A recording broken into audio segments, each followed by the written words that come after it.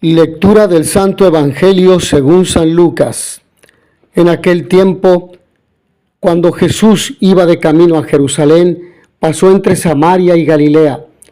Estaba cerca de un pueblo cuando le salieron al encuentro 10 leprosos, los cuales se detuvieron a lo lejos y a gritos le decían: Jesús, Maestro, ten compasión de nosotros. Al verlos, Jesús les dijo: vayan a presentarse a los sacerdotes. Mientras iban de camino, quedaron limpios de la lepra. Uno de ellos, al ver que estaba curado, regresó, alabando a Dios en voz alta. Se postró a los pies de Jesús y le dio las gracias. Ese era un samaritano. Entonces dijo Jesús: ¿no eran 10 los que quedaron limpios? ¿Dónde están los otros 9? No ha habido nadie fuera de este extranjero que volviera para dar gloria a Dios. Después le dijo al samaritano: levántate y vete, tu fe te ha salvado. Palabra del Señor. Ten compasión de nosotros. Jesús, ten compasión de nosotros. El texto nos deja en claro la manera como debemos dirigirnos a Dios, con humildad, con confianza y con insistencia. Esta escena es también exclusiva de San Lucas, que se esmera en manifestar una vez más la predilección de Jesús por los marginados social y religiosamente. La curación de estos 10 leprosos, 9 de ellos judíos y uno samaritano, es todo un canto a la fe agradecida del único que alcanzó la salvación plena. Este anónimo samaritano fue el único que supo responder a la ilimitada gratuidad divina, y tal prodigio rebasa el significado de la mera curación física. Nuestro Padre Dios desea liberarnos integralmente, no obstante que con tanta frecuencia hayamos sido tan malagradecidos. Y por ello el relato de los leprosos curados por Jesús, tal como lo transmite Lucas, que es el Evangelio del día, quiere enlazar de alguna manera con la primera lectura, aunque en este Evangelio el que ha inducido sin duda la elección del texto que hemos escuchado en la carta de Pablo. Y tenemos que poner de manifiesto como uno de los elementos más estimados la acción de gracias de alguien que es extranjero, como sucede con Naamán, el sirio, y con este samaritano que vuelve para dar gracias a Jesús. El texto es peculiar de Lucas, aunque pudiera ser una variante de Marcos capítulo 1, versículo 40 al 45, y del mismo Lucas capítulo 5, versículos 12 al 16. Pero esta es una fuerte llamada de atención, porque Jesús, su mensaje, su amor, su misericordia, su salvación es ofrecida a todos. Dios nos llama a todos, sin excepción. Y a veces los que decimos estar cerca de Él, los obispos, los sacerdotes, los agentes de pastoral, los catequistas, somos los que no respondemos al llamado. Nos quedamos atrás.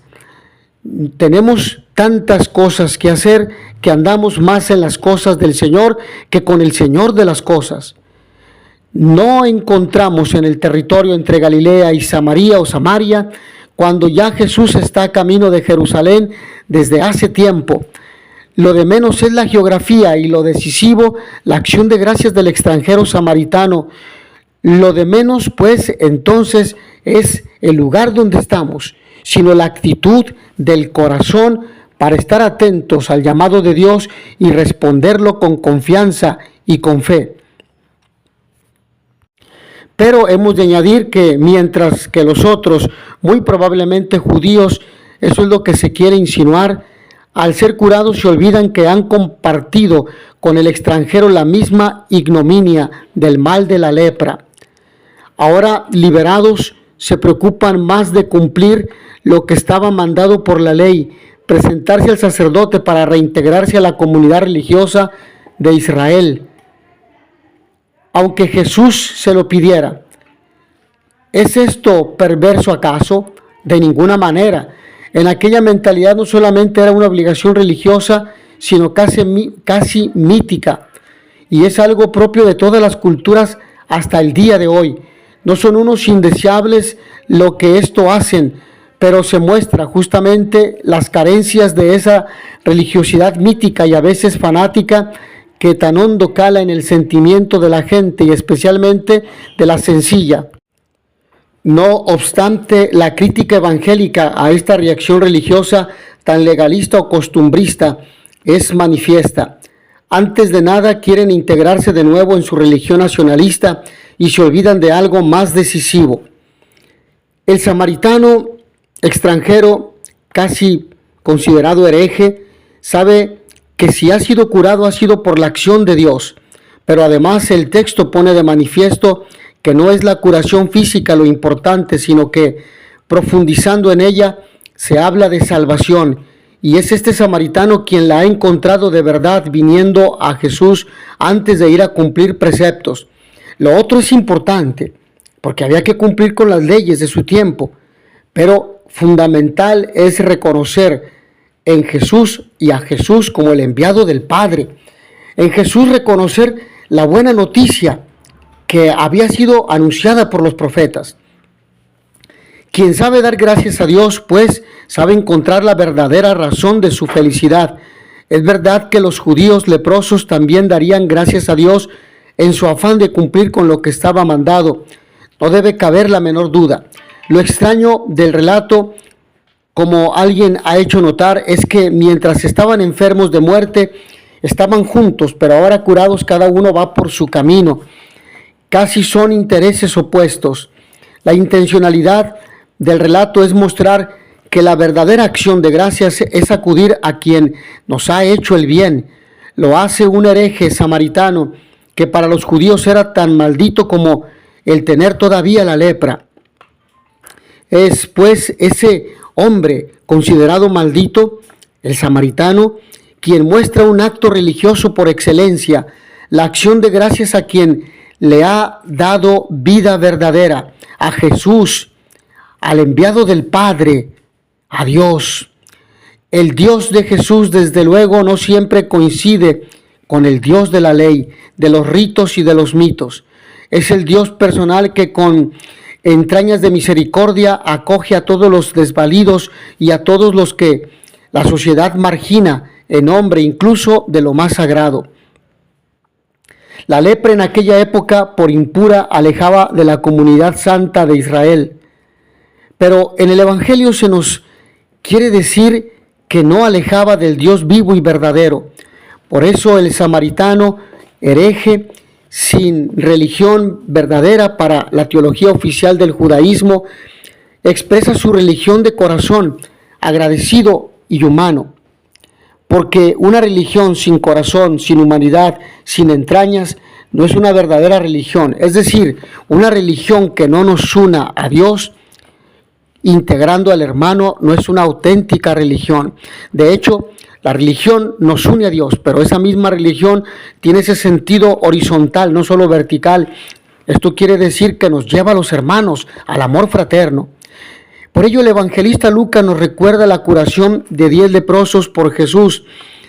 Realidad y cumplimiento. El relato tiene una función singular en este texto, en este contexto, la apertura del evangelio que se realizará más tarde y que se propagará en esa región por obra de los apóstoles, ha sido anticipada en el plano del signo de la curación del samaritano y su reacción. Todos ellos necesitados recurren a la compasión de Jesús. La lepra era un mal que les separaba de la convivencia de los demás y les aislaba de la vida social. Vivían excluidos de la comunidad. Esperan de la compasión de Jesús un remedio para su delicada situación. Lucas suele subrayar la misericordia y la compasión de Jesús, practicadas sin fronteras ni limitaciones raciales o religiosas. Jesús escucha y ordena lo que se encuentra en la ley de Dios. Es conveniente observar este detalle, la obligación según la ley de presentarse a los sacerdotes después de conseguida la curación. era para expedirles un justificante oficial de la misma y su consiguiente admisión a la comunidad social y religiosa. Jesús ordena que vayan y ellos se ponen en camino fiados en su palabra, y mientras se dirigen a los sacerdotes se produce la curación por la fuerza de la palabra de Jesús, acogida con fe. Los signos son frutos de la fe y conducen a la fe, que es lo importante. Naamán se decide a obedecer al profeta y consigue la curación. Los leprosos obedecen la orden de Jesús y la consiguen también. Es decir, hay un elemento importante, ¿cuál? La obediencia, que la sociedad contemporánea y particularmente los creyentes hemos perdido para con Dios, para con sus mandamientos, y hemos decidido vivir una vida al margen de Dios. Por ello, solo un extranjero se acuerda de agradecer el beneficio y dar gloria a Dios. No ha vuelto más que este extranjero para dar gloria a Dios. Tu fe te ha salvado. El samaritano prorrumpe en una clamorosa alabanza a Dios, según la costumbre entre los orientales, por lo inesperado de su curación. Él sabe muy bien que por ser samaritano no tiene derecho de sangre a recibir de Jesús, un judío, tal favor. Y precisamente porque no le ampara ningún privilegio, su sorpresa es mayor y su gratitud más explosiva. Los otros eran judíos y se creían con derecho a recibir el don. Es verdad que todos suplican a coro: Jesús, ten compasión de nosotros, pero en el fondo ellos tienen más derechos a ser atendidos y escuchados. Y porque se sienten con derecho no vuelven a agradecer el don. Solo al experimentar la gratuidad prorrumpe el corazón humano en la gratitud, y para expresarla se la realiza clamorosamente. La pregunta de Jesús: ¿no eran 10? ¿No han sido curados todos? No revela ignorancia, sino una amarga y poco disimulada ironía. Pero es más todavía, son unas preguntas denunciantes. Es una expresión más de lo que solía encontrarse en su pueblo: el rechazo, el desdén. Solo el extranjero y despreciado samaritano vuelve, reconoce al autor de su curación y agradece. Este relato recuerda otro muy semejante, la parábola del buen samaritano. Jesús recurre a estos casos contrastantes para transmitir su talento, o mejor dicho, su talante abierto y compasivo, y su evangelio sin fronteras. En ambos casos los presenta como modelos, el uno de atención amorosa al prójimo y el otro de expresión de fe sincera y agradecida. Por eso Jesús le intima: levántate, camina y ten confianza, porque tu fe te ha salvado. Jesús denuncia los privilegios de Israel para ofrecer una salvación que alcanza a todos los hombres y a todas las clases sociales y religiosas. Dios ama sin fronteras y Él ofrece una salvación sin fronteras. Hoy como ayer es necesario que los discípulos de Jesús entiendan y sientan que la salvación de Jesús humaniza y rompe fronteras. El hombre actual necesita recibir ese mensaje transmitido por testigos convincentes y convencidos de esta verdad consoladora. Seamos en esperanza, por ello San Pablo nos recuerda, herederos de la vida eterna. Y el apóstol de las gentes, a través del consejo que da fraternalmente a Tito y a su comunidad, también nos está insinuando a nosotros que caminemos en el bien, es decir, mirando hacia Dios, porque si buscas la voluntad del Señor en tu vida, te alejas de hablar mal de tu vecino, de tu compañero de trabajo, hasta de tu propia familia. Lo tomas como una pérdida de tiempo y además siendo consciente de que es un obstáculo para tu crecimiento espiritual y como persona. Tampoco te impulsa a buscar riñas ni discusiones. Todo lo contrario, estás dispuesto a ser condescendiente y amable aún en medio de la contrariedad. Asimismo te hace ser sembrador de paz y fraternidad con todos, pero sobre todo con aquellos que no nos son tan agradables. Cuando no nos dejamos hacer por la acción santificadora del Espíritu Santo, surgen todo tipo de desviaciones y errores que te hacen caminar por el mal, esclavizándote de tal manera que llegamos a odiarnos los unos a los otros. No obstante, Dios nos sigue amando aún por encima de nuestras miserias y pecados, dándonos su gracia que nos hace caer en la cuenta que estamos equivocados y nos hace rectificar esta actitud encaminándonos a la renovación en el Espíritu, y nos justifica con su gracia y nos ayuda en esperanza a ser herederos de la vida eterna. Por eso decimos con el salmista: el Señor es mi pastor, nada me falta, me guía por el sendero justo, prepara una mesa ante mí. Tu bondad y tu misericordia me acompañan todos los días de mi vida. El perdón y la misericordia que han sido derramados sobre nosotros, hemos de ofrecerlos a los demás en nuestro modo de proceder.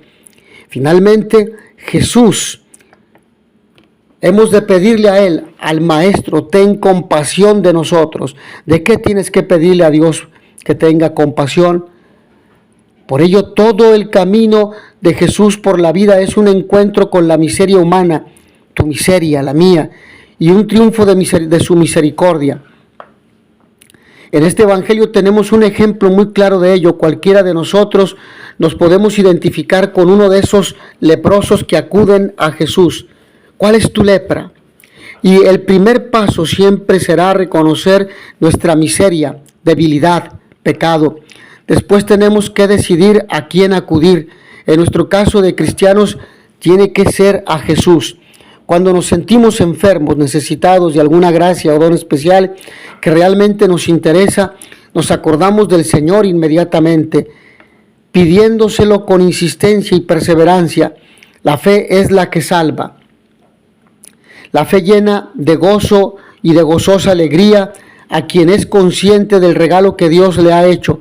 Lo curioso es que cuando nos lo concede parece que se nos olvida rápidamente que es Él el que nos lo ha otorgado, y ni tan siquiera nos sale un gracias por haberlo recibido.